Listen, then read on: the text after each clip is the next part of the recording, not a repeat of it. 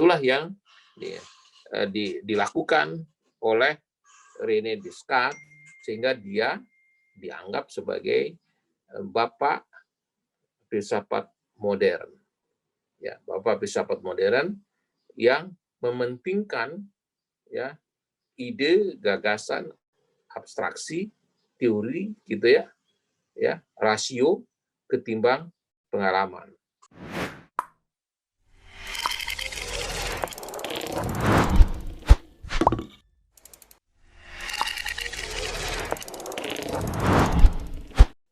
Hari ini kita akan bicara masih di rasionalisme, ya, masih di rasionalisme, karena tokoh ini adalah dikenal sebagai bapak filsafat modern, ya, yaitu René Descartes. René Descartes. Hari ini kita akan bicara itu secara snapshot, mengapa dia kemudian dikatakan bapak filsafat modern, dan dia juga meletakkan pengakuan terhadap rasionalisme dan empirisme sekaligus, ya, walaupun pendekatannya dikategorikan oleh para ahli sebagai pendekatan rasionalisme. Nah, Bapak dan Ibu sekalian, René Descartes ini adalah salah satu ilmuwan filosof Inggris yang terkenal. Ya, di samping ada Francis Bacon, ada David Hume dan segala macam. Ya. Dan dia hidup ketika era di mana adanya scientific revolution, sekitar abad ke-17. Ya. Saya sengaja menceritakan ini supaya Bapak dan Ibu paham, ya, bahwa setiap ilmuwan, setiap filosof, setiap ilmuwan selalu merumuskan teorinya itu berdasarkan tidak lepas atau daripada setting, keadaan dan situasi ketika itu. Ada background di sana, ada respon terhadap perkembangan situasi di situ. Ya.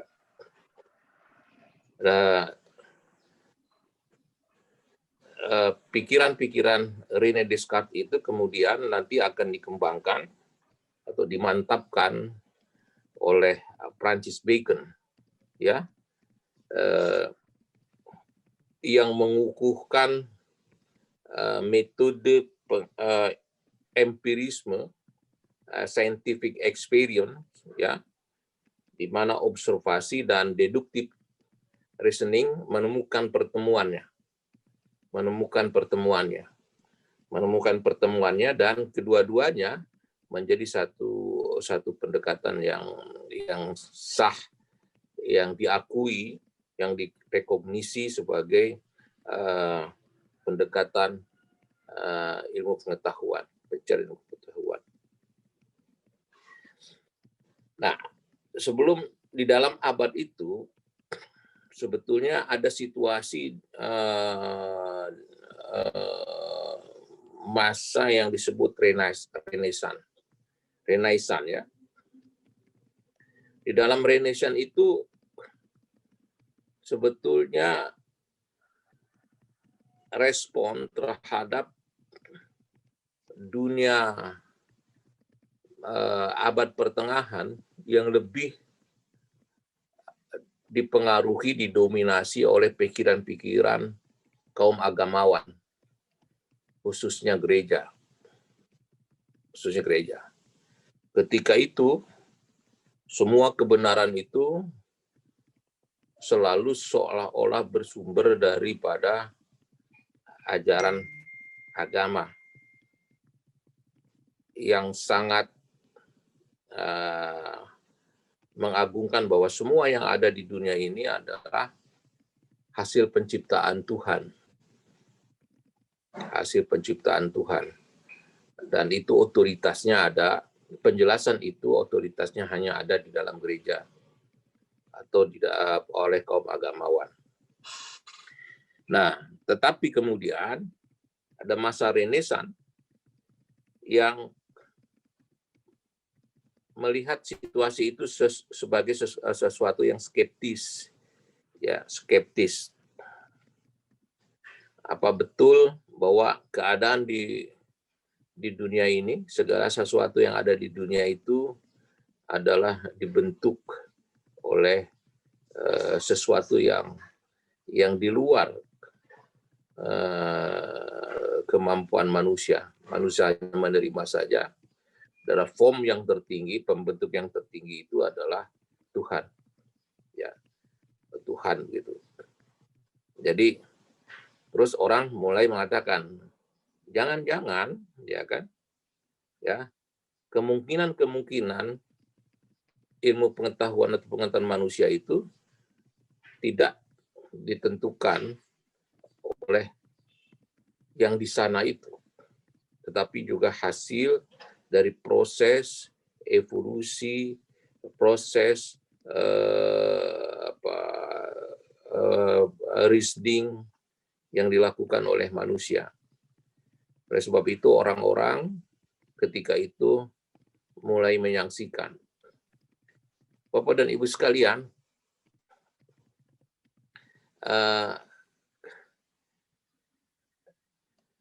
memang skeptisisme itu memungkinkan orang untuk berpikir kemungkinan-kemungkinan lain. Ya, kemungkinan-kemungkinan lain. Ya. Bagaimana ilmu pengetahuan ditemukan? Ya. Dan bagaimana pengetahuan yang sesungguhnya itu bisa dirumuskan. Orang mempertanyakan segala sesuatu, ya, tidak pernah berhenti mempertanyakannya sampai ditemukan jawaban yang memadai. Yang memadai mengapa segala sesuatu itu terjadi dan mengapa segala sesuatu ini begini dan mengapa begitu, mengapa tidak begini dan mengapa tidak begitu, dan seterusnya. Dan seterusnya. Ya. Nah, skeptisisme ini kemudian ingin membersihkan ilmu dari unsur-unsur dalam tanda kutip dogmatisme. Ya. Ingin membersihkan unsur-unsur dogmatisme. Pokoknya begitu. Nah, kalau udah pokoknya itu bukan ilmu. Ya. Pokoknya begini, pokoknya begitu. Ya kita harus terima saja. Wilayah itu, tetapi bagi ilmu pengetahuan, wilayah yang seperti itu tidak berlaku.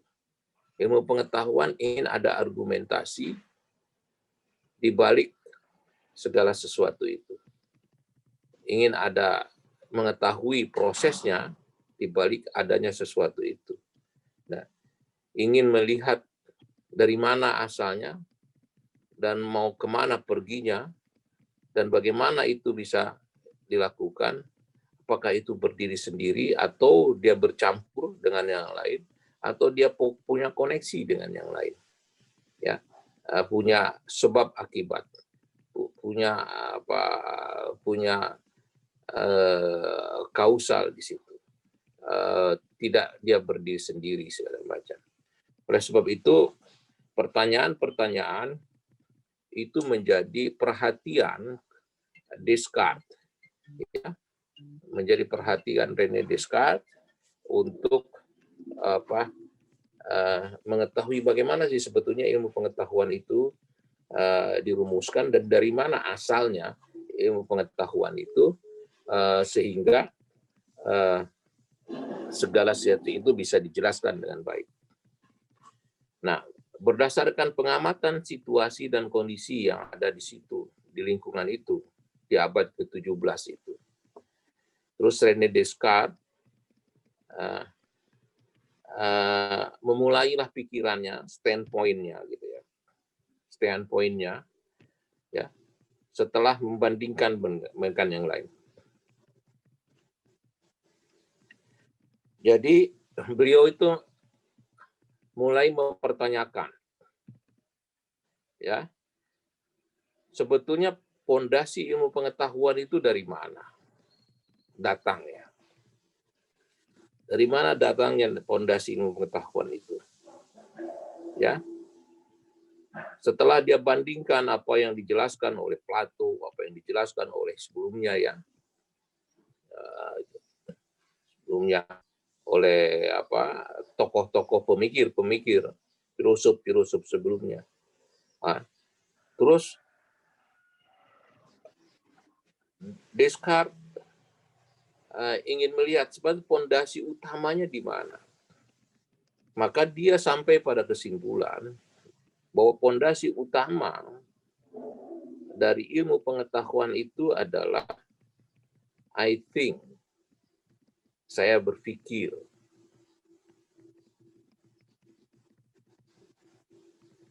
Berpikir itulah, ya, berpikir itulah yang menjadi sumber utama dari pengetahuan.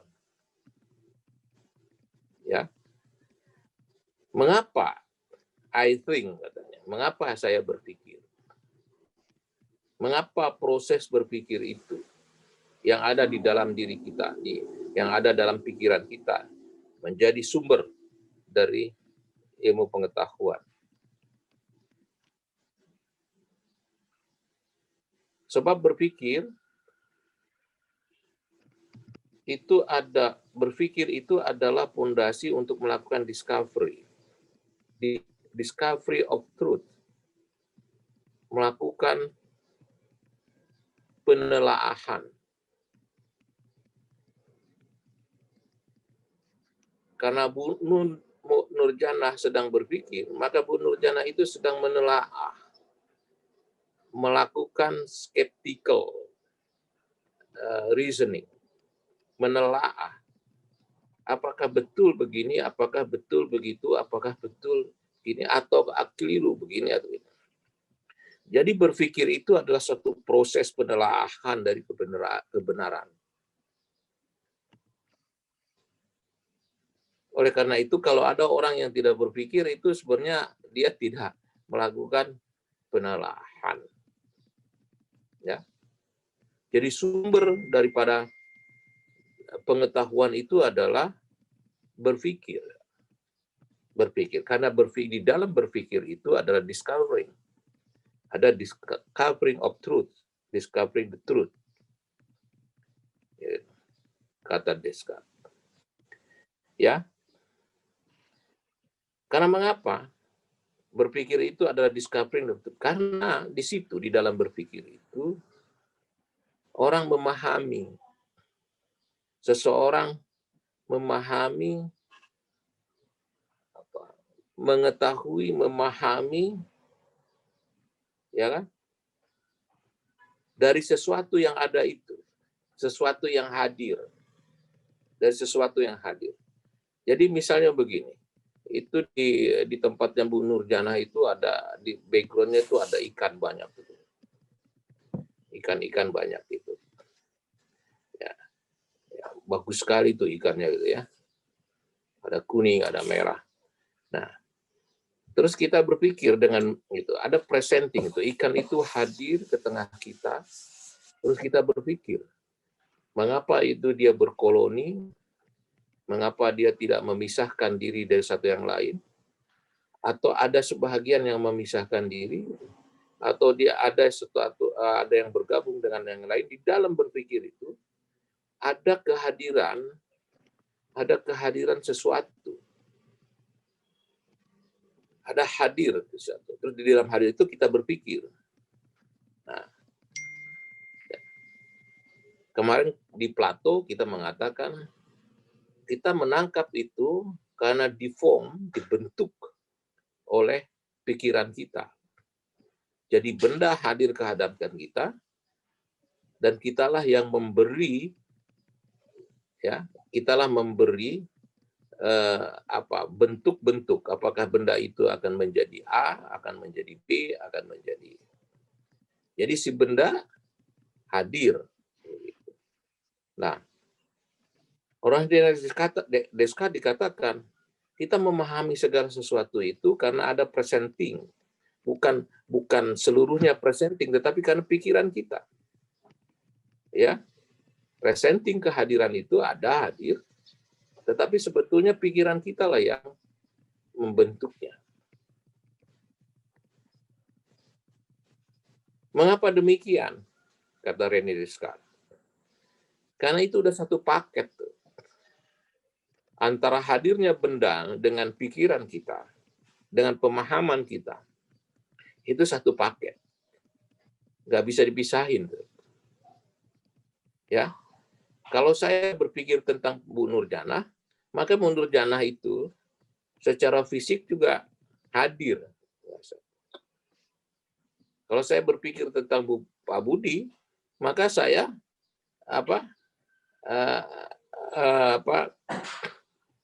memahaminya bahwa Pak Budi juga hadir di tengah saya. Ya, sesuai dengan berbeda dengan saya juga kalau berpikir tentang Pak Dedi. Hadir, ya. Pak Dedinya hadir. Ya. Jadi berpikir, memahami itu, di dalam berpikir terjadi pemahaman, dan pemahaman itu juga disertai dengan kehadiran. Jadi tidak mungkin kita memahami Pak Budi tetapi Pak Budinya tidak hadir. Ya, jadi kalau saya sedang berpikir tentang Bu Dwi, maka sebetulnya Bu Dwi-nya sudah hadir di dalam pikiran saya, sehingga saya memahami Bu Dwi secara utuh. Tidak mungkin, katanya, saya memahami Bu Dwi, Bu Dwi-nya tidak hadir. Dia melekat di situ. Nah, ya kan? Nah, sayangnya, gitu ya, sayangnya, seringkali apa yang tampak di dalam kita yang melekat itu adalah sesuatu yang seringkali keliru dia. Ya, sesuatu yang datang ke kita itu, yang hadir ke kita itu tidak utuh, keliru, tidak tentu, tidak pasti. Apakah Dwi yang hadir, yang saya pahami itu, apakah Dwi yang ini, ataukah Dwi yang lain? Nah, itu. Di dalam pikiran saya, kalau saya mengatakan Dwi, begitu, apakah Dwi yang ini atau Dwi yang lain? Atau ada Dwi-Dwi yang lain? Oleh sebab itu, ada ketidakpastian di dalam kehadiran, dalam pengalaman. Ya, di dalam pengalaman manusia, seringkali pengalaman itu tidak menentu, tidak pasti. Nah, oleh sebab itu berbeda kalau kita berpikir. Kalau berpikir tentang Dwi misalnya, maka Dwi-nya hadir ya Dwi ini, bukan Dwi yang lain. Ya, kalau kita berpikir tentang Pak Budi, ya Pak Budi yang ini, bukan Pak Budi yang lain. Walaupun ada Pak Budi yang lain. Oleh karena itu, ketika saya mengatakan saya ada, maka saya eksistensial. Ya. Saya ada, maka saya eksistensial. Kalau Dwi mengatakan Dwi ada, maka Dwi eksis di situ. Sesuai dengan keadaannya Dwi dan bukan keadaan orang lain. Ya. Bukan keadaan saya. Jadi kalau saya berpikir tentang Dwi, maka saya memikirkan tentang Dwi sebagaimana adanya Dwi, dan itulah Dwi yang eksis di tengah pikiran saya. Ya, di tengah pikiran saya, bukan Dwi yang lain. Dan saya tidak bisa berbuat keliru, kata Descartes. Saya tidak bisa berbuat keliru karena saya memahaminya dui yang ini, bukan dui yang lain. Karena dui yang inilah yang ada, yang eksis ke dalam diri saya, pemahaman saya, pikiran saya. Ya. Oleh sebab itu,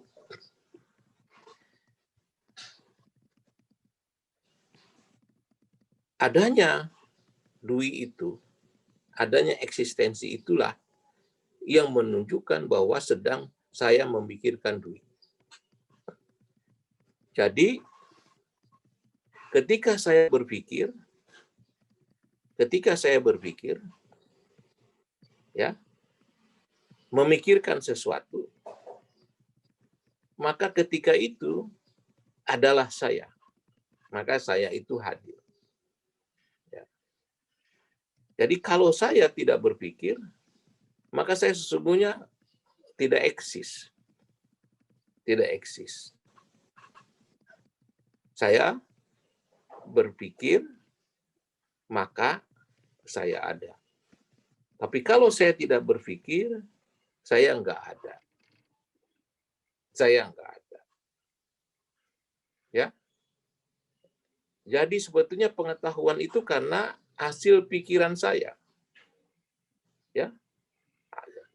Kalau Pak Dedi enggak berpikir, maka sebetulnya Pak Dedi itu enggak ada. Walaupun fisiknya ada, kelihatan besar. Ya. Tapi karena tidak melakukan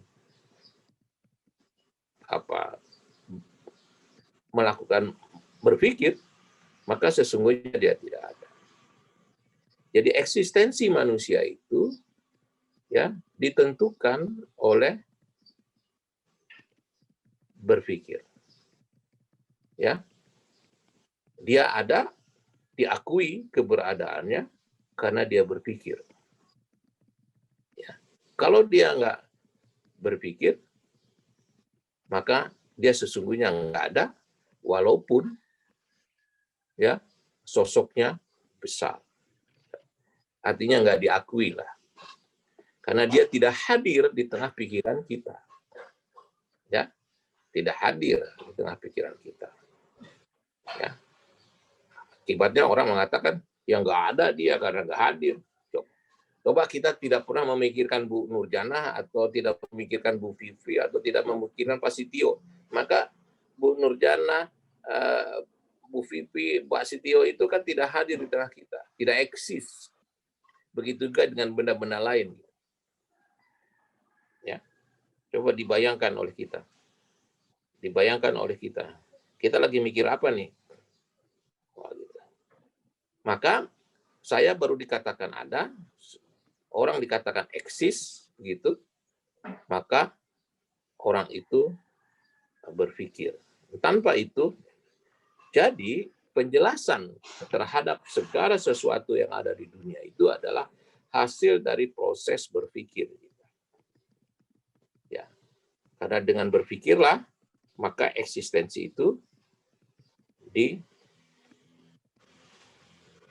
teman-teman sekalian, apa yang dilakukan oleh René Descartes itu, ya, itu sering dibuat terminologinya, jargonnya oleh dia sebenarnya. Cogito ergo sum. Ya, I am thinking, therefore I exist. Ya, saya sedang berpikir, oleh karena itu saya ada. Ya, kalau saya diam-diam ngalamun tuh mikir atau enggak ya? Nah, maka saya enggak ada, gitu ya. Kalau saya lagi diam-diam gitu, tapi kalau orang ngerokok kalau diam gitu kan, dia lagi mikir gitu ya, ya kan? Atau jangan-jangan diam itu lagi ngelamun gitu, membayangkan sesuatu, ya kan? Maka kalau saya sedang berpikir, maka saya ada. I am thinking, therefore I exist. Dalam bahasa itunya cogito ergo sum. Itu yang terkenal jargon. Itu hasil merumuskan bahwa Jadi pengetahuan itu merupakan proses berpikir, hasil dari berpikir. Penjelasan terhadap segala sesuatu itu merupakan hasil dari satu proses berpikir yang terjadi pada diri seseorang. Bukan karena hasil pengalaman. Ya, lebih banyak berdasarkan hasil penelitian. Nah, mengapa Descartes melakukan ini? Dia selalu bertumpu kepada menyaksikan segala sesuatu. Apakah setiap tata cara, metode-metode yang digunakan untuk menghasilkan pengetahuan itu selalu dia saksikan? Ya, metodenya menyaksikan segala sesuatu, meragukan. Dia tidak cepat sampai pada konklusi sehingga dia ingin memastikan bahwa segala sesuatu itu benar dan bisa dipertanggungjawabkan dari hasil apa ini. Ya. Tetapi Descartes lebih percaya bahwa segala sesuatu yang ada itu sebagai satu proses reasoning, berpikir yang ada. Dia tidak terlalu percaya bahwa segala sesuatu yang ada itu hasil proses pengalaman manusia. Ya, pengalaman manusia. Dia terus menyaksikan. Ya. Bagaimana itu sanksinya dilakukan? Caranya dia melakukan pensaksian? Ya, dia melakukan refleksi lah ya.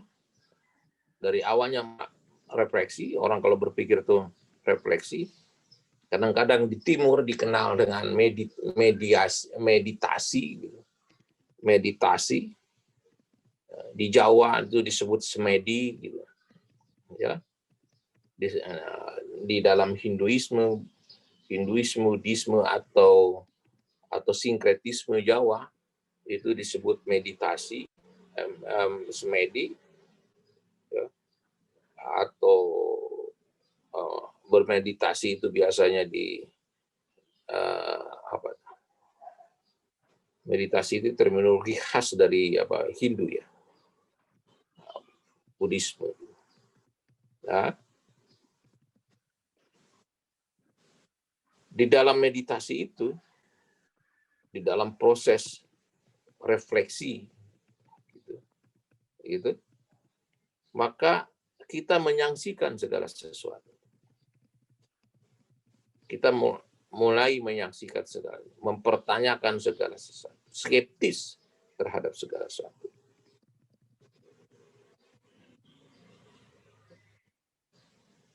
Kenapa skeptis? Skeptis itu hanya tool,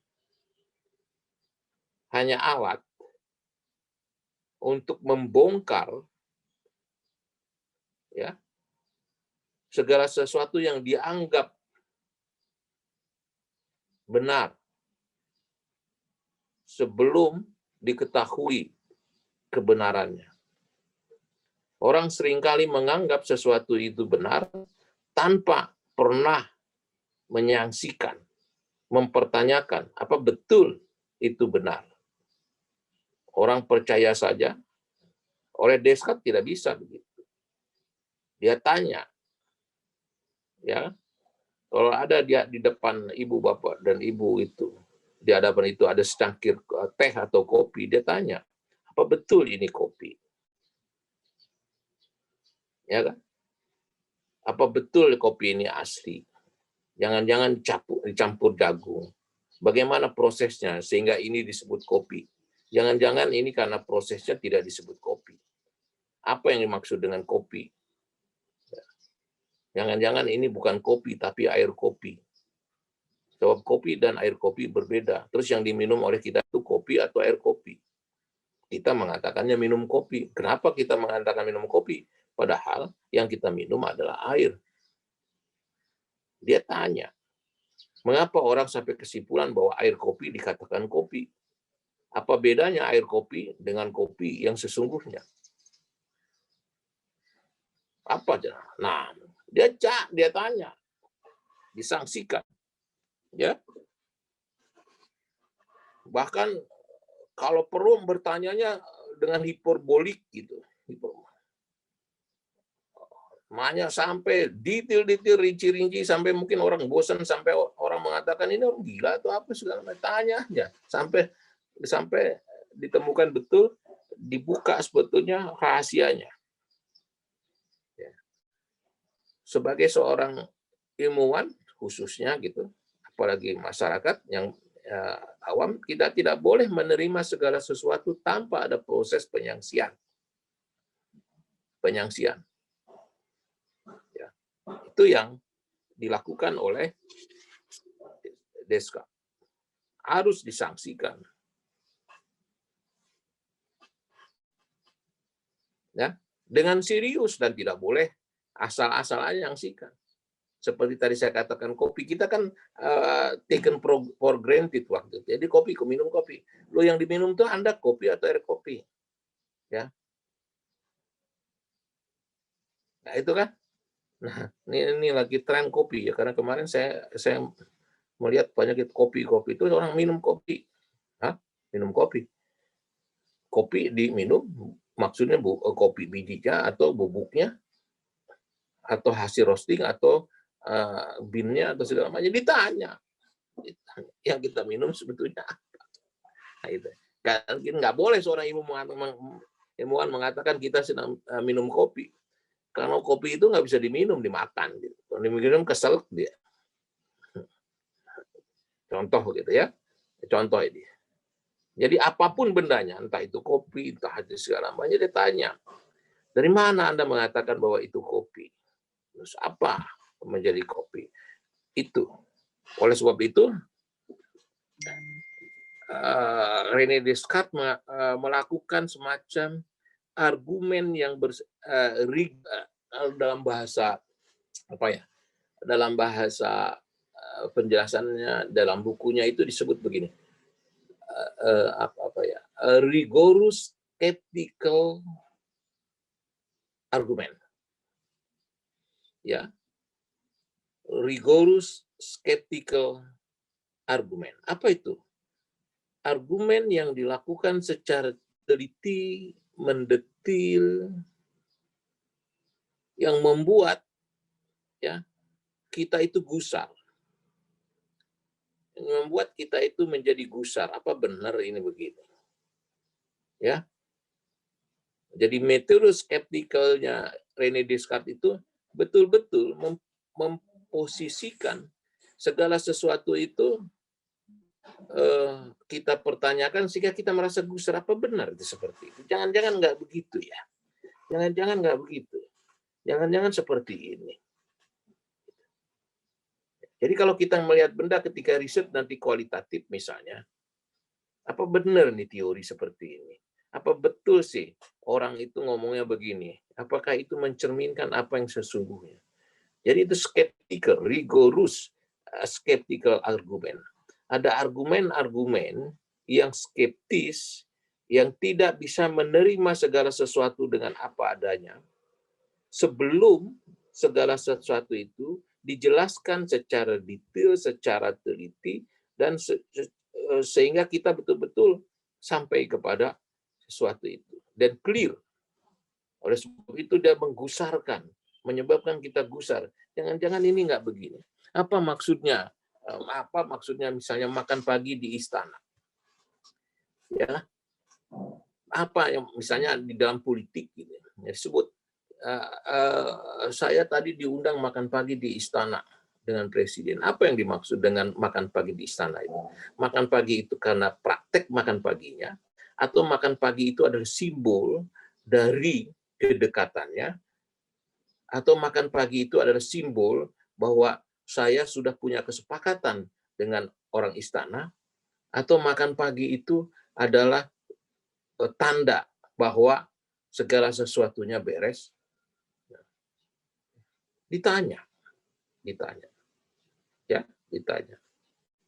Tidak pernah Tidak. Oleh sebab itu terus oleh René Descartes digunakanlah metode untuk melakukan rigorous skeptical argument. Argumen-argumen yang jadi kalau nanti Bapak dan Ibu menulis juga disertasi, Bapak harus melakukan itu.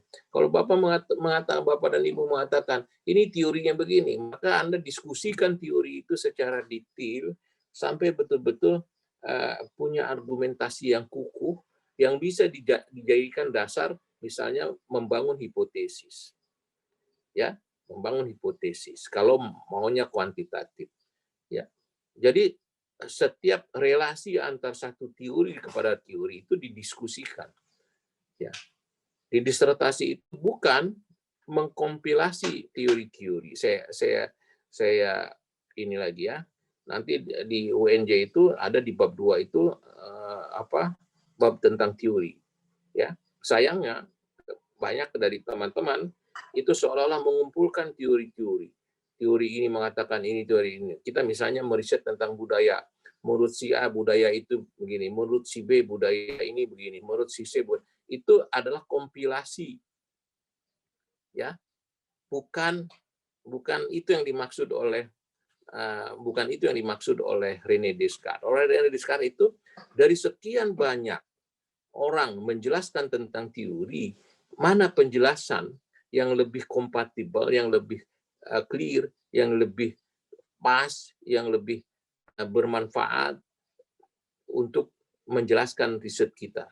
Jadi harus ada argumen-argumen skeptikal.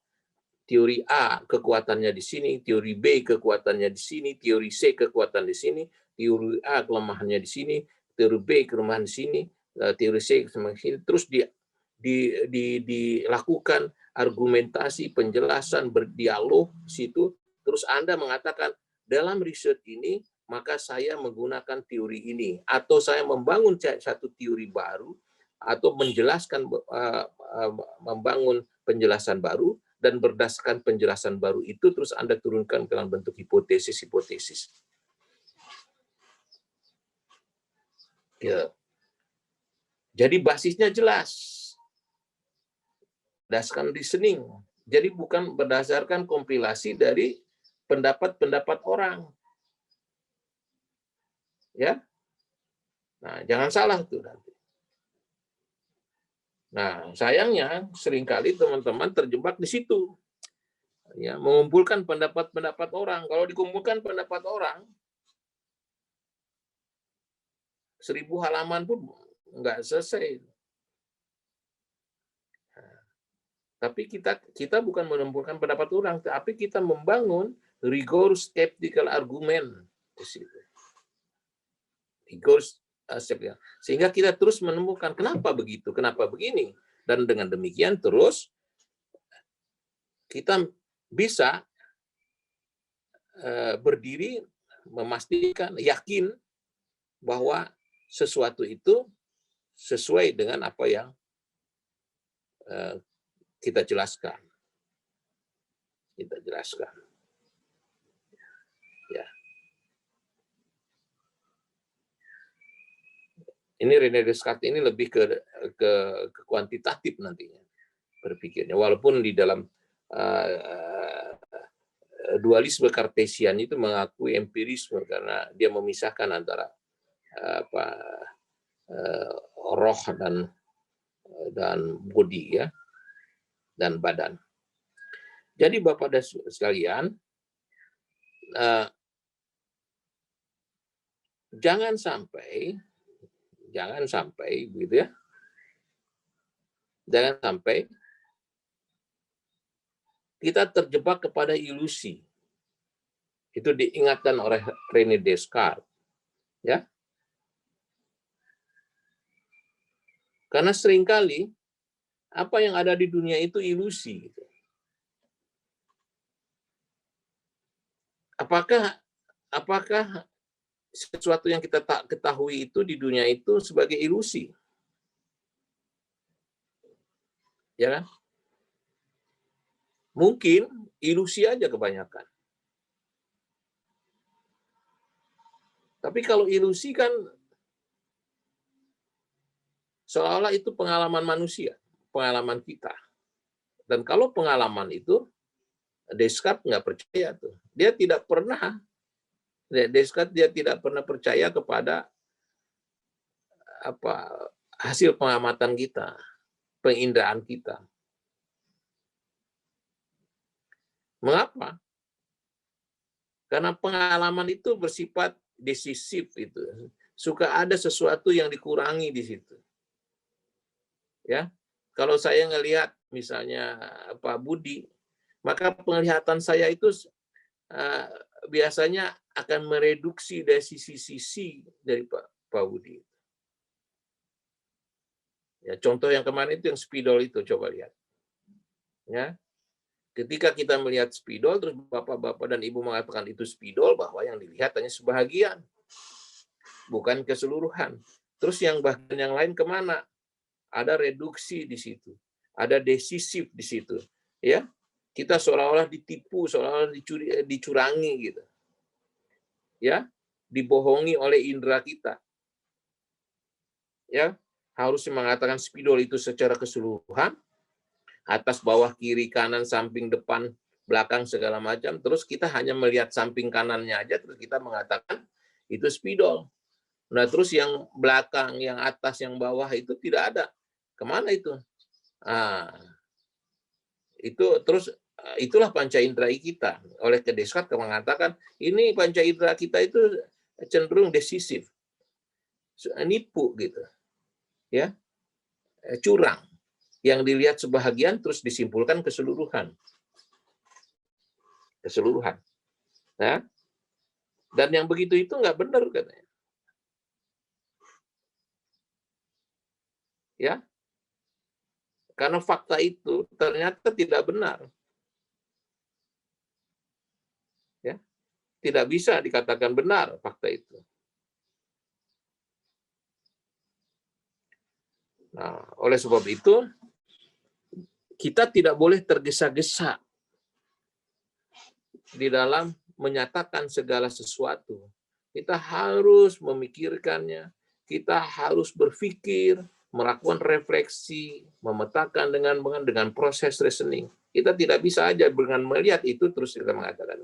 Atau yang lebih parah lagi dengan mendengar info sesuatu terus kita mengatakan bahwa info sesuatu itu benar tanpa pernah kita melakukan pemeriksaan, tanpa pernah kita melakukan refleksi, tanpa pernah kita melakukan macam-macam. Nah, ini yang sekarang banyak terjadi gitu. Dengar begini, terus orang menyimpulkan benar. Padahal belum tentu benar. Ya. Orang menyebutkan A, terus kita juga menyebutkan A. Padahal A itu ada hasil ilusi dirinya sendiri gitu. Bukan A yang dimaksudkan. Nah, oleh sebab itu, ya, kita harus punya kemampuan untuk tidak dicurangi, ya, untuk mengeliminasi decisif itu, untuk mengeliminasi pikiran-pikiran yang decisif seperti itu, ya. Bagaimana caranya katanya? Bagaimana caranya? Ya kita harus berpikir. Kita harus pikir. We have to think. Kita harus berpikir. Bagaimana we have to think itu? Kata Mullen. Nah, katakan saja, ya, saya ada, karena itu saya eksis. Nah, saya berpikir, ya, saya sedang melakukan proses pemikiran itu, dan karena saya melakukan proses pemikiran itu, maka saya pada faktanya ada. Nah, dengan demikian, jargon yang tadinya cogito ergo sum, ya, cogito ergo sum itu yang tadinya dipandang sebagai jargon, ya, I am thinking therefore I exist, kemudian dianggap orang, dianggap orang sebagai aksioma dari René Descartes. Ya, aksioma René Descartes. I exist. Kalau saya ada, maka saya eksis, eksistensial, diakui eksistensinya. Oleh karena itu, saya berpikir, maka saya ada. Ya. Dengan demikian, saya tidak akan pernah diakui eksistensinya kalau saya tidak eksis, dan saya baru eksis itu kalau saya berpikir. Ya. Jadi kuncinya adalah pengetahuan itu adalah hasil berpikir. Hasil proses berpikir. Karena proses berpikir itulah yang menentukan saya ada, saya eksistensial. Bapak dan Ibu sekalian, teman-teman sekalian, Descartes meletakkan rasionalismenya itu sangat kuat kepada proses reasoning. Jadi segala sesuatu yang ada di dunia ini itu adalah hasil pikiran manusia. Oleh sebab itu nanti kalau dalam disertasi, kalau Anda mengembangkan argumentasi sendiri, maka si penguji itu tidak boleh mengatakan argumentasi Anda keliru.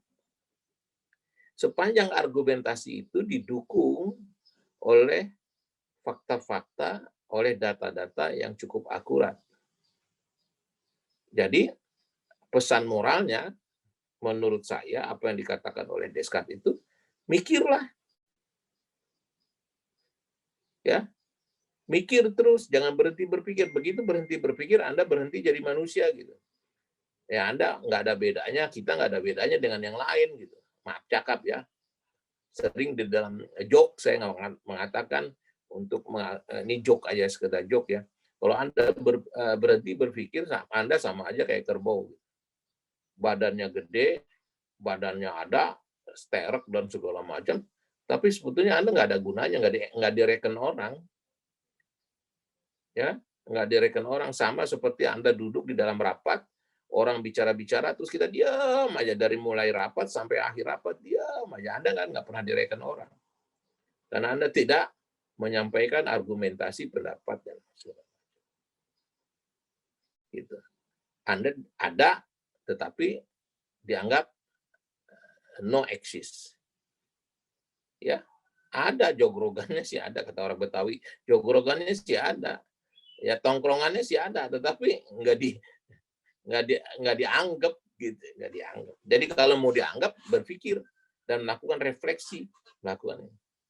Jadi berdebat, berargumentasi di situ, memberi penjelasan. Jadi proses pengetahuan itu pondasinya adalah berpikir. Itu sebabnya agak aneh kalau ada di perguruan tinggi misalnya, di lembaga-lembaga memproduksi ilmu tidak boleh ada perdebatan. Tidak akan pernah ada produksi ilmu tanpa perdebatan. Karena dalam perdebatan itu ada proses berpikir.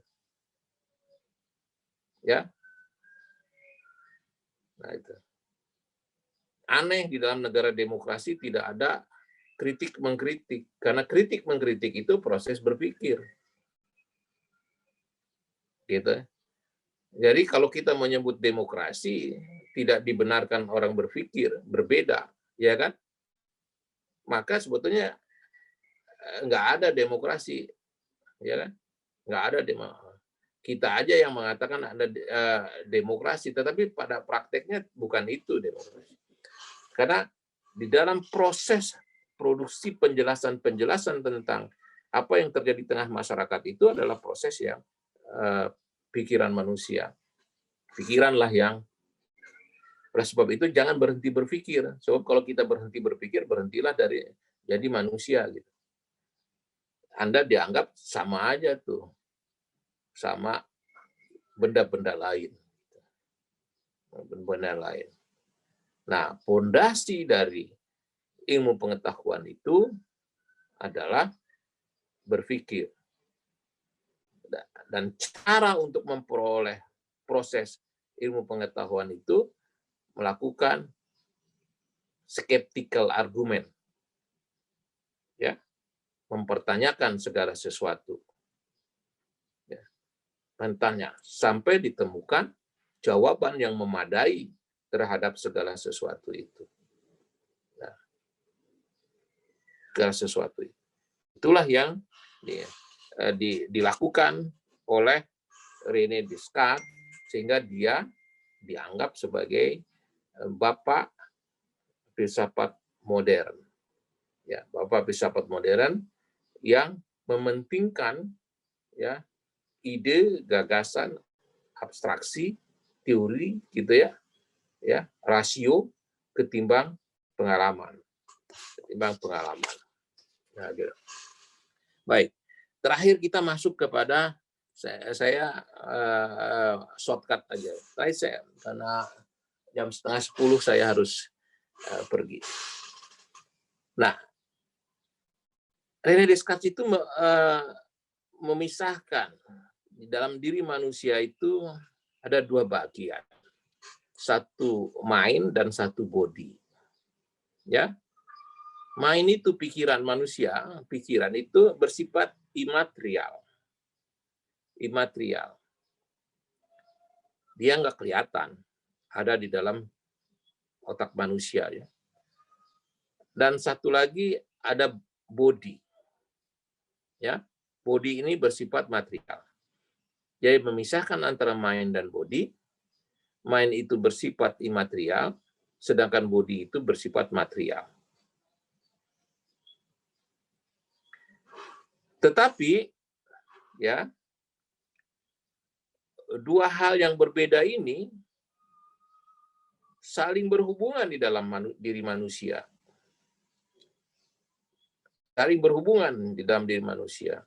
Ya, walaupun secara substansi dia berbeda, tetapi sesungguhnya dia punya kapabilitas untuk saling berinteraksi antara badan dengan, ini agak beda dengan Plato, ya. Kalau Plato itu yang material itu baru hidup kalau sudah disentuh oleh yang mind, ya. Nah, itu yang bersifat abstrak, ya, subjektif, ya, yang akan menjadi cikal bakal dari deduksi, ya. Nah, tapi kalau kata Descartes, iya, dia pisah antara mind dan body, tetapi mind dan body itu sebetulnya punya kapasitas, punya kapabilitas untuk saling berinteraksi. Oleh sebab itu tadi saya katakan di depan ada kehadiran, ada presentasi, ada presentation, ya. Kalau saya bicara tentang Bu Nurjana, maka Bu Nurjana itu ada presentasi hadir. Itu interaksi hadir. Kalau di dalam Plato, Bu Nurjana itu enggak hadir. Pikiran saya saja ada tentang Bu Nurjana. Nah, begitu pikiran saya bersentuhan dengan body, maka Bu Nurjana hadir. Ya kan? Kalau bersentuh. Tetapi kalau di René Descartes tidak. Pikiran saya dengan bodinya itu berinteraksi. Ya, berinteraksi. Dia punya kapasitas untuk berinteraksi, ya. Nah, itu sebabnya yang main itu bersifat imaterial dan dia adalah a priori knowledge. Ya. Yang imaterial itu a priori knowledge. Ya. Pikiran kita, ide kita, ya, yang sempurna. Nah, sedangkan yang body itu, menurut Descartes, itu datangnya karena our perception. Dan dia tidak terlalu percaya kalau perception itu clear, benar. Dia lebih mempercayai yang main. Oleh sebab itu dia masuk di dalam kategori rasionalisme. Karena dia lebih mementingkan main daripada perception. Lebih mementingkan main daripada pengalaman.